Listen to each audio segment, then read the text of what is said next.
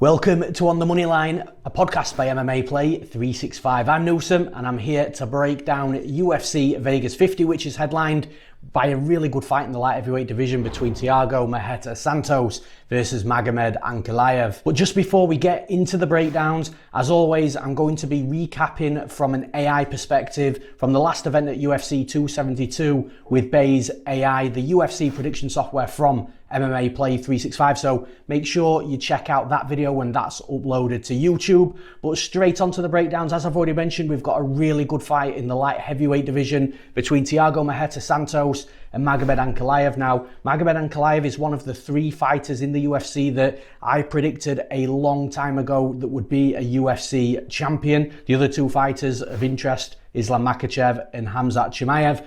But Ankalaev, I think, is a really solid fighter. He's going to cause a lot of fighters problems from a stylistic perspective because he's good everywhere.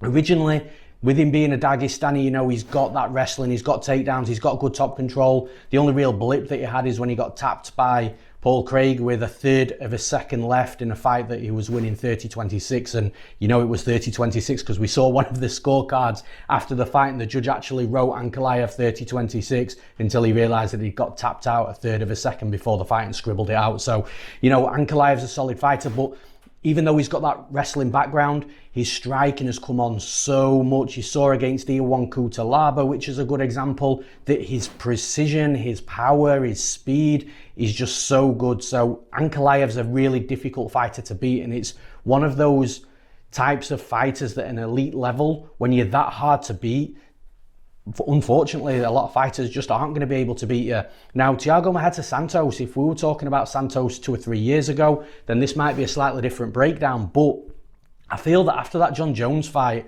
since Thiago Santos has had all of those surgeries on both of his legs, he had 2 bad knee injuries after that John Jones fight, he just hasn't come back the same fighter. And, you know, he's not to blame for that. Sometimes surgery can do that.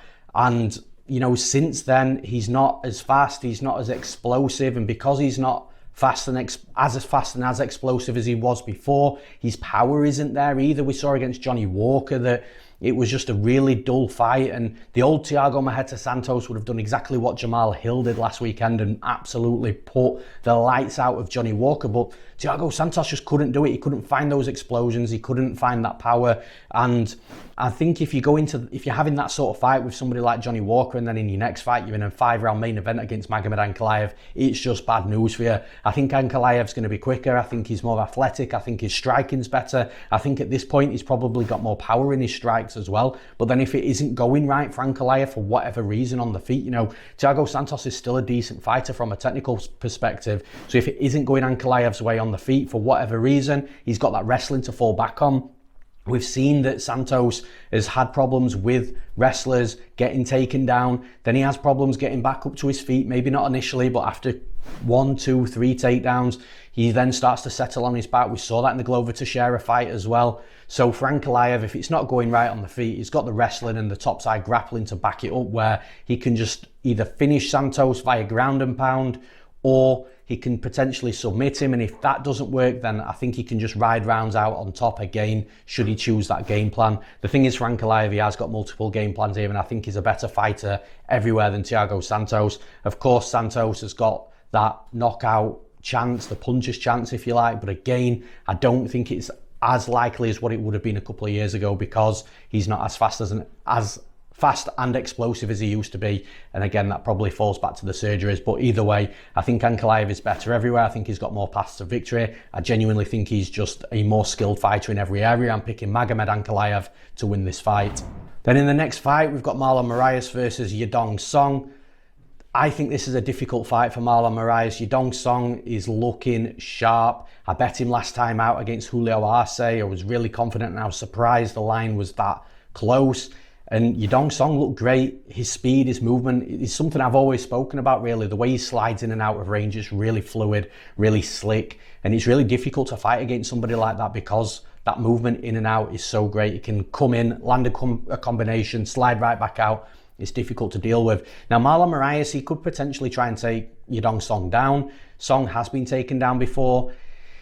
Song's one of those fighters that is difficult to take down, and when you get him down initially, he's got decent BJJ, but if you really persist with the takedowns, if you're a good wrestler, then you can get to him and you can keep him flat on his back. But although Marlon Moraes has got decent takedowns, he's got decent top control, I think he could potentially take Song down, but if he does, I think Song will be back up to his feet, and Moraes isn't a relentless wrestler. So I think even if he went down that path, I think he's going to tire himself out. He's got a couple of red flags in regards to the cardio, and I just don't think that he's going to be able to shoot enough takedowns and have enough top control time for this fight to be won and lost in regards to that wrestling and grappling. So I do think the fight's won and lost on the feet. And another red flag right now for Marlon Moraes is the durability. He seems to get hurt quite a lot. He's been knocked out badly.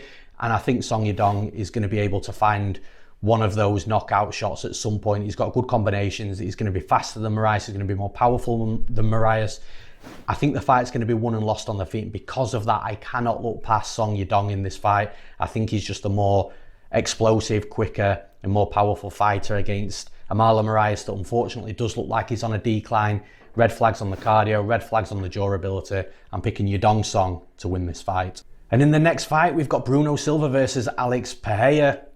Again, Alex Pereira, for those that missed the last breakdown or for those that don't know who he is the guy that floored Israel Adesanya badly in kickboxing many years ago. He's brought that kickboxing over to the UFC. He looks fast, he looks powerful, and this is actually going to be a really explosive fight because Bruno Silva, again, in his last fight, he looked like he was getting tagged up a little bit, but then he found something, he found that power, he found that explosion, he came back and knocked his opponent out. So both of these fighters, I think it's a fight that's going to play out on the feet. If anybody tries to shoot a takedown, it might be Bruno Silva, and that might be his best path to victory. But again, just like I said with Marlon Moraes, Bruno Silva isn't a relentless wrestler, so he might get a takedown or two.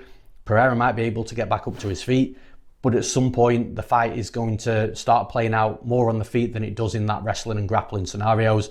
And I think the fight is won and lost on the feet. Bruno Silva has definitely got a puncher's chance here, and it is a bit of an elevated puncher's chance because he is fast and he is powerful himself, but the difference in the quality of striking is absolutely on the side of Pereira. Pereira is going to have the better quality punching, the better quality kickboxing, mixing everything together. Just that timing and seeing things coming. Again, he's had years and years of experience in regards to these stand-up wars.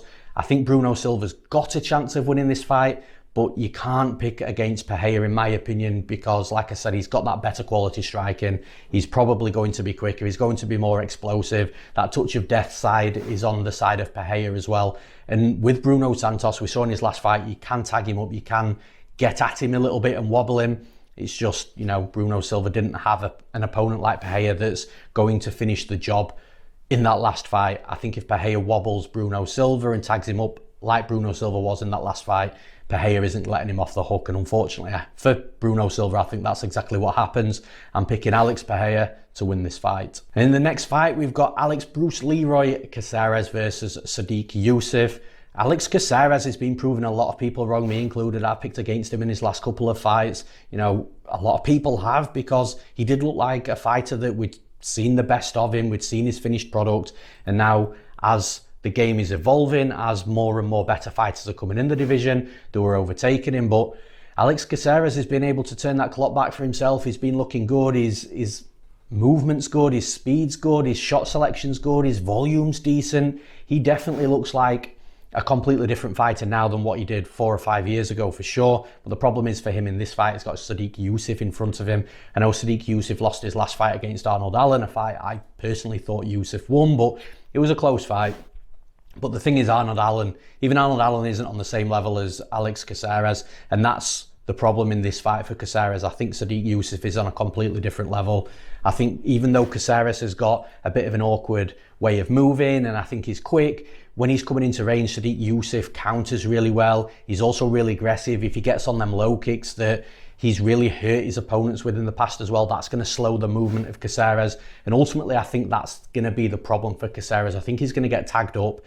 in the positions and the situations where he's trying to work his game plan. And what that's going to do is it's going to halt him, slow him down, potentially move him backwards. And I think Sodiq Yusuff is going to have a lot of success in this fight. I think a potential finish early on is definitely a possibility. But if Yusuff doesn't get Caceres out there early, I think when you're looking at this fight over 3 rounds and who's won the rounds, I think Sodiq Yusuff is going to have enough, definitely with volume, power, speed, his counter ability, and also aggression as well, to be able to win 2 out of the 3 rounds. So for me, I'm picking Sodiq Yusuff to win this fight. And in the next fight, we've got Khalil Rountree versus Karl Roberson. This betting line has actually flipped. Khalil Rountree opened the favourite. Now Karl Roberson's the favourite. I actually agree with that line movement as well. But Karl Roberson, he's now moved gyms. He's now training at Glory MMA's with James Krause. So, you know, that's only a positive. I think James Krause is definitely one of the best coaches in mixed martial arts right now, from, you know, just his fight camp. And then I'm not sure if he's actually going to be in Roberson's corner. I assume he would be.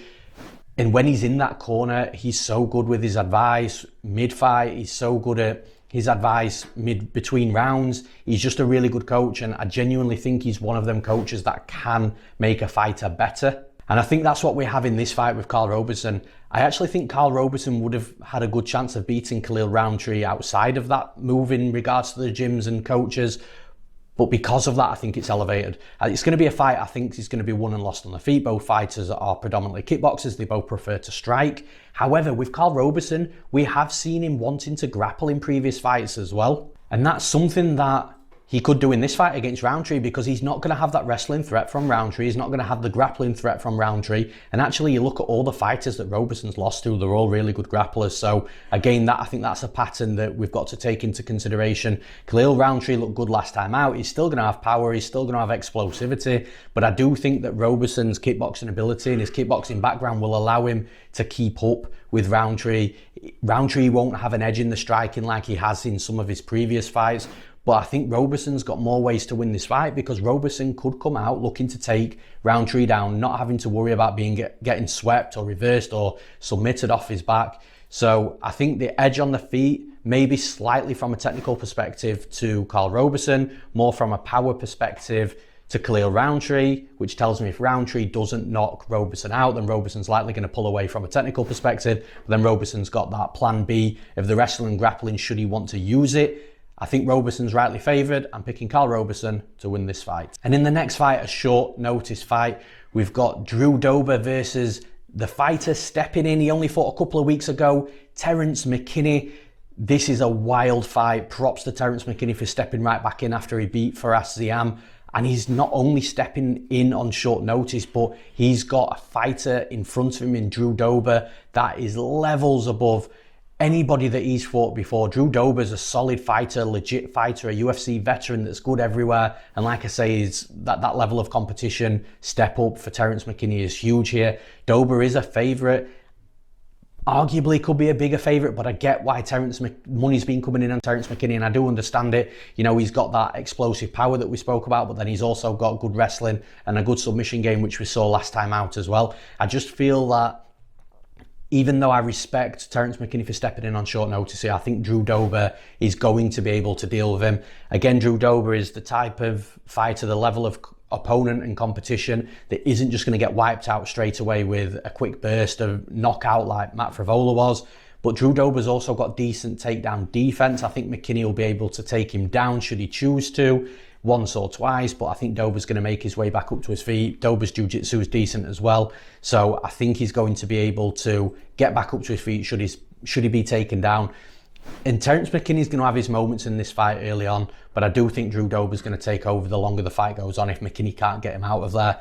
And I would be shocked if McKinney scored a first round knockout or a first round submission against a fighter of the quality of Drew Dober. So I do see Drew Dober potentially having to weather a storm early on, but the longer the fight goes on, the more I favour Dober. I think he's the better technical striker, better cardio, and the longer the fight goes on, because of that cardio being better, I do think McKinney will slow down. When McKinney slows down, I don't think he's going to be able to be as competitive striking. I don't think he's going to be able to take Dober down late. I don't think he's going to be able to take Dober down and then have a lot of topside grappling, topside control over Dober late either. So I think the fight's going late. and for that reason I'm picking Drew Dober to win this fight. And in the next fight, this is one of my favourite fights on the card. We've got Guido Cannetti versus Kris Moutinho. Kris Moutinho, absolute solid debut. He lost. He got absolutely beaten up. But man, it's still a solid debut. Go and watch that fight back.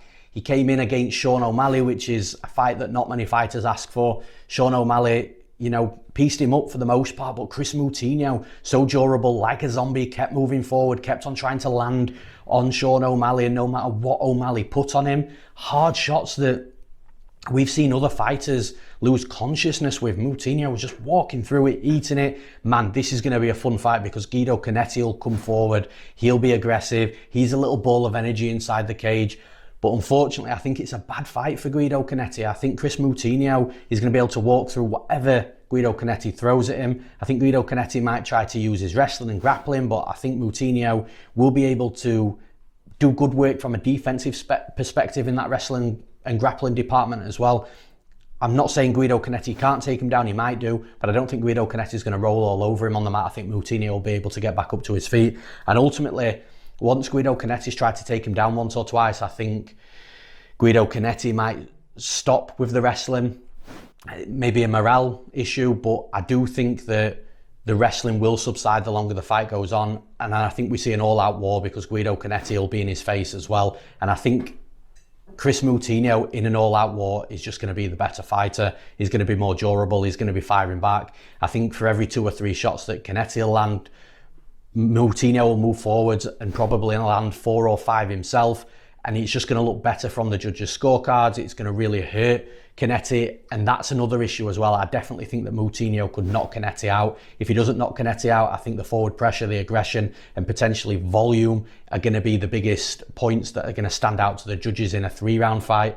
I think Kris Moutinho's got all bases covered here. I think it's a good fight for him to get his first win in the UFC. I'm picking Kris Moutinho to win this fight. And in the next fight, we've got Trevin Jones versus Javid Basharat. Javid Basharat, the favourite in this fight, and it actually surprised me a little bit against Trevin Jones, especially because the public seem to absolutely love Jones, and Jones is a decent fighter. You know, he's a no-gi grappling world champion. He's got power in his hands, so I was quite surprised to see Basharat a favourite, but actually when I run the tape and I look at Basharat, I kind of get why he's the favourite in this fight. And one of the problems with Trevin Jones, and I come up with this conclusion every single time I watch tape on Trevin Jones. I've got nothing against him as a fighter. I think he's a fun fighter to watch with a good skill set, but his volume and activity is just so low on the feet. And that's a big problem for Jones, especially when he's fighting somebody like Basharat, who will come forward, who's fast, he's got good movement, and he will throw a ton of volume. He wants to get a ton of volume out there. And the thing is, if Trevin Jones doesn't adopt a heavy wrestling game plan, or if he doesn't knock Basharat out with a flash KO, he's going to get outpointed, he's going to get out-volumed. I think Basharat's the more technical fighter on the feet, and when this fight goes to the scorecards, or if it should go to the scorecards, I think Basharat is just going to have looked better and landed more, and he's going to win a simple decision. And that's where the problem is for Jones. Jones has got to pick up that volume, and I don't understand why he doesn't. Maybe there's some self-doubt with cardio, maybe. I'm not too sure. Jones has got a knockout chance for sure because he does land power. As Basharat's coming forward, he could land something hard to knock him out. Jones could take Basharat down, potentially roll at him. I think the Brazilian Jiu-Jitsu topside game of Jones will be enough to keep Basharat down should he get taken down. But again, Jones isn't really a relentless wrestler either, so the volume's low on the feet. He's not a relentless wrestler to really take the fight down to the mat, where he probably would have some good advantages over Basharat here. So it's hard to pick him to win this fight, and for that reason I'm picking Javid Basharat to win this fight. And in the next fight, we've got Cody Brundage versus Dalcha Lungiambula. Dalcha Lungiambula, the fight's quite close actually from a betting line perspective, and again, it's not hard to see why. Cody Brundage, he's got a wrestling background, so that's his path to victory here in my opinion. His striking's not bad either, but the problem with Lungiambula, and again, the same things that I said with Trevin Jones, I just think his volume's a little off at times, and that's something that he should pick up. And if he does pick up his volume, he's going to be a good fighter. You know, he's got explosions, he's an absolute tank, a unit for the division, he's got power, and like I said, his explosivity, it sort of reminds me a little bit of how explosive Yoel Romero was, you know, when he was back in the UFC.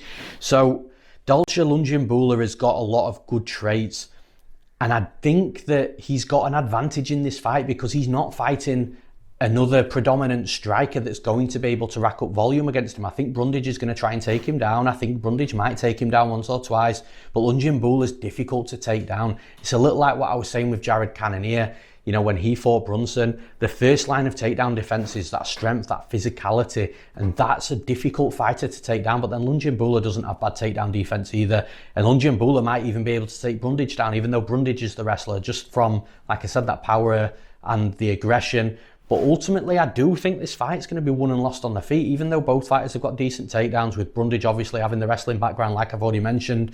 I think the fight is going to play out on the feet. I think Brundage might get an edge in that volume if the fight does go 3 rounds, but I think the bigger, more explosive action strikes are going to be coming from the side of Dalcha Lungiambula, and the judges seem to really love that. When a fight's a little bit close, or one fighter might have 5 or 10 strikes landed more than his opponent, if his opponent is the one landing the hard strikes, the strikes that look like he's trying to take the head off the opponent and finish the fight, then that's the fighter that the judges usually like to favour.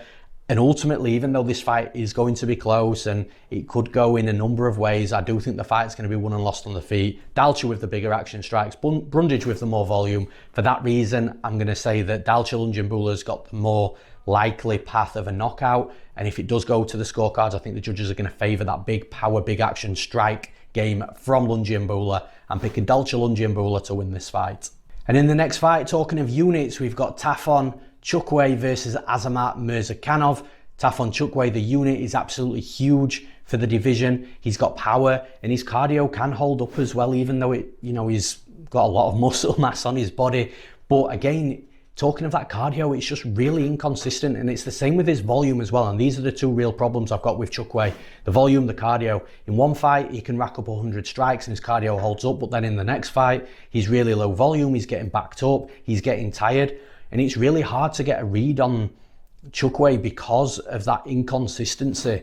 Whereas with someone like Azamat Murzakanov, he's patient, he's got a bit of a karate stance as well, which is strange when you look at his body type, because this dude's a bit of a unit as well, really thick tree trunk type of legs. But he's really quick in and out of range, and you can tell he's got a good level of fight IQ as well, because he makes a lot of reads early in fights before he really starts to close the distance and try to get at his opponent. And the other thing with Murzakanov as well, he's got a touch of death, which works perfectly with that fight IQ, because he doesn't go out there winging bombs, trying to knock his opponent out straight away before he's got his reads in. And because he gets his reads in, you see the accuracy in his punches, the placement on the face of his opponents is really, really solid. You know, he'll hit directly on the jawline, and he's comfortable inside exchanges as well. And the thing is, we've seen really bad, brutal knockouts from his left hand, and we've seen bad, brutal knockouts from his right hand. So the power is distributed between both hands, and he's a real dangerous fighter to fight against. His volume isn't super high, but because he makes his reads, because he's got a good awareness of danger and he knows when to come in and when to go out, his volume doesn't necessarily need to be too high, because his opponent also isn't racking up a ton of volume either. And that's going to be the problem for Nchukwi in this fight. I think if Nchukwi comes forward, the quality of striking, the quality of the fight IQ from Murzakanov, and the fact he can knock you out with both hands is going to be a real problem for Nchukwi. Nchukwi's got to be careful being aggressive and coming forwards. And again, that's an element of Nchukwi's game. He likes to close the distance and get a hold of his opponents and push them back against the fence and be dominant and just run the clock down a little bit inside of those tie-up clinch positions against the cage. But if he's closing Murzakanov down, he's doing Murzakanov a favour, because Murzakanov is normally the fighter that's, you know, chasing his opponent, trying to close the distance, and they're backing off and exiting and angling. And that's the other thing as well. I think that Murzakanov's a quicker fighter than Nchukwi. I think it's a bad stylistic matchup for Nchukwi, if I'm being honest. And the Murzakanov game plan, he could have a plan B with that wrestling. We've seen him take his opponents down before. Even though he's a Russian, you'd assume he'd have this elite wrestling, but it's not elite, it's okay, it's decent. He's definitely more of a striker, but he also can take his opponent down. And if he gets his opponent down, he'll lay heavy on top, land some nice ground and pound, do enough for the referee not to stand them back up. And even though Nchukwi's got a grappling background himself, I think if he's got Murzakanov on top of him, I don't think he's going to be able to get up very easily. I think he's going to eat a lot of shots. And I just think it's a dangerous fight for Nchukwi, whose path to victory is probably tying up with Murzakanov against the cage in those clinch positions, just trying to run the clock down and hoping he's going to win a decision on the scorecards. But what the judges tend to do nowadays is not really put too much stock into that clock running down game, and when the fight is back out in space, whoever's landing the more strikes is going to outweigh that clinch work. And I think that's what happens in this fight. I think Mirzakhanov has got every right to knock him out in this fight, whether it be a left hook, a right hook, right hand, left hand, whatever it is. I think Mirzakhanov could knock him out. I think Mirzakhanov could take him down and win a decision. And I think that Mirzakhanov's going to land the more strikes throughout, the more powerful strikes as well. So I have to pick Azamat Mirzakhanov to win this fight. And in the next fight, we've got Damon Jackson versus Kamuela Kirk. And this is really good matchmaking in my opinion, because both fighters are coming off really good wins. Damon Jackson had a tough start to the UFC, but he came in there and absolutely wiped the floor with Charles Rosa, apart from that one spin back elbow in the third round that, you know, nearly took the eye off of Damon Jackson. And Damon Jackson's fortunate that that fight wasn't stopped because of that cut. But Charles Rosa, again, he got absolutely beat from bell to bell pretty much in my opinion. Damon Jackson, good wrestling, good grappling. He's probably one of the best scramblers that we see in the UFC, from just being reactive when the fight hits the mat and never settling for position, always looking to improve, sweep, reverse. And again, he's a submission hunter as well. Kamuela Kirk's really well-rounded. He's got good technical striking. His wrestling is probably maybe the aspect of his game he's got most holes in. But when a fight gets down to the mat, Kirk's got a good Brazilian Jiu-Jitsu. He's got a good level of control on the mat. So how I see this fight is, on the feet, Damon Jackson, he will rush forward. He will throw wild kicks, look for head kicks. He will throw power in his hands, and it's deceptive power as well. He seems to get his range perfect, so he's not having to put too much power on the punches, but when they land, they've landed at a good range, which then adds power on the shots. It can hurt his opponents. We've seen him knock opponents out with his striking.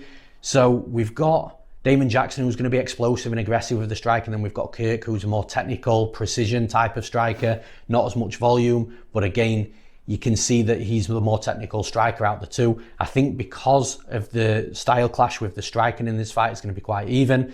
I actually think this fight's going to come down to what happens in the wrestling and grappling department, because every single Damon Jackson fight, pretty much every fight, especially when it's extended, it is normally won and lost because of that wrestling and grappling, and that's Damon Jackson. That's Damon Jackson wanting to take the fight down to the mat, proactively wrestling, relentlessly wrestling. He's got the cardio to relentlessly wrestle for 3 rounds, and if one takedown doesn't work, he'll move on to the next and the next. He won't get discouraged if his opponent's defending takedowns, and this is where the problem is for Kirk, in my opinion. We saw that in his last fight against Amir Khani.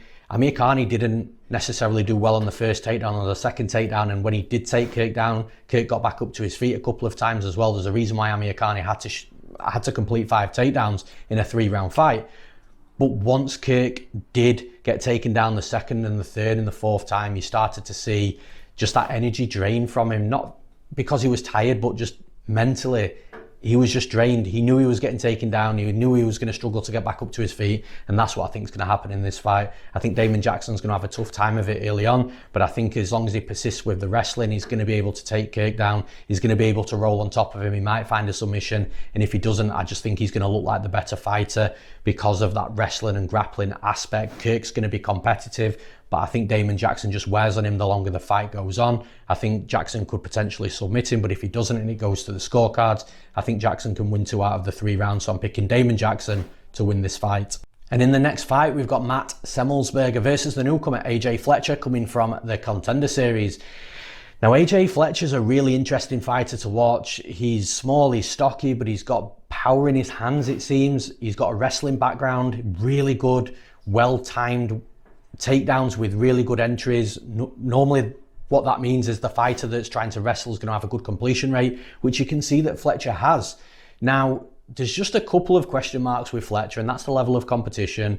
How easy are the opponents that he's fought? And that can make a really big difference when you come in the UFC, because if you're fighting fighters that are absolutely nowhere near the UFC level and you're running through them, as soon as you come to a UFC level fighter, you've got a bit of an unknown, because you might genuinely be better than the fighters that you've fought against, and you're doing what you're supposed to do. You can only beat the guy that's put in front of you, and you just need that step up to prove that you're at that level. Or you've beaten guys that are nowhere near your level, you've come across a UFC level opponent, you struggle and you lose because you realise that you're just not at that level yet. So this is what I mean with AJ Fletcher. There's a bit of an unknown here, but I don't think Matt Semmelsberger, although he's had a couple of good wins, He's fought a couple of guys in the UFC that aren't UFC caliber fighters himself. So I think this is actually a really good matchup. I don't think Semelsberger should be as big of a favourite as what he is. I think AJ Fletcher's a live dog here, and that's purely because we just don't know what we're going to see inside the cage.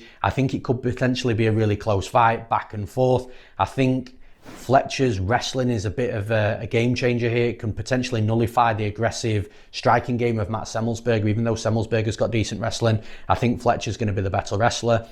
And I think that wrestling's going to be the equaliser in this fight. If things get a bit tough for Fletcher, he'll just be able to take him down.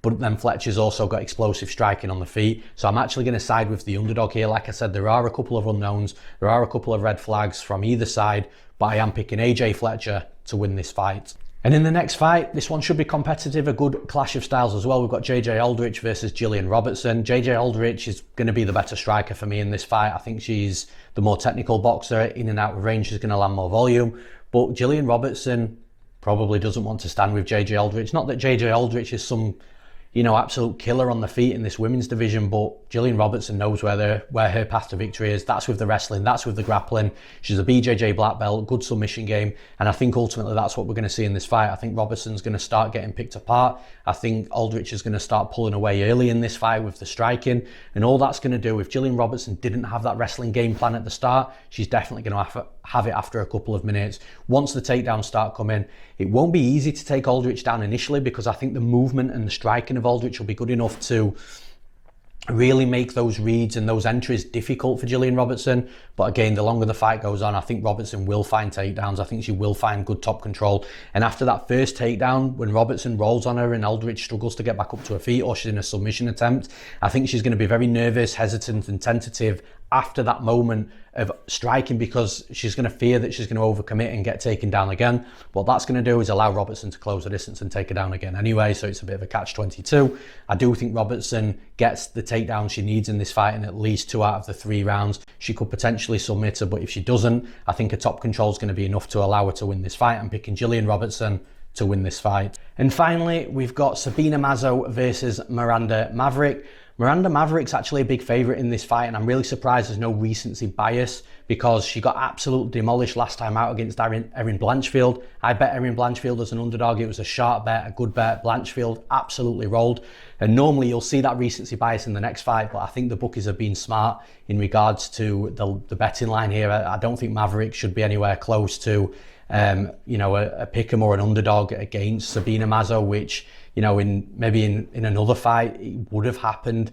But I think Maverick's going to have enough advantages in this fight to be able to deal with Sabina Mazo. Sabina Mazo, she's going to be the taller, longer, probably quicker fighter with better technical striking, but Maverick's no slouch on the feet. She's got good striking herself, and even though Mazo might be a bit quicker on the feet and uses more tools in regards to a kicking and a punching and putting things together, once Miranda Maverick starts steaming forward, starts closing the distance, being aggressive, I think she's going to be able to put Mazo out of a comfort zone. And what I mean by that is Mazo likes the space. She likes to be able to move well. She likes to be able to slide in and out of range, land the head kicks that she likes as well.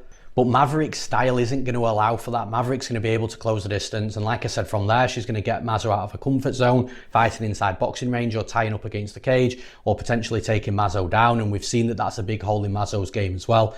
When she gets taken down, when she's off her back, she does fight quite well for that takedown, and she does look for submission opportunities on the initial takedown when she's got her back flat on the mat. But if she can't get anything off for 30 seconds or a minute after that, she's going to start accepting position, and that's going to be a nightmare for her in this fight. I think Miranda Maverick's got a number here. I think her striking's going to be better because it's going to be played out in the close quarters, and she isn't going to allow Mazo a lot of space to move and use a distance and strike at length. I think Miranda Maverick's striking is going to be more effective. I think her game plan, she can either stand and strike with her like that, or she can take her down and do good work on top. I think that's the second game plan. More ways to win. I'm picking Miranda Maverick to win this fight. And that's all for this episode of On the Moneyline for UFC Vegas 50. As always, I appreciate the support, the comments, the likes, the subscriptions to the MMA Play 365 YouTube channel as well.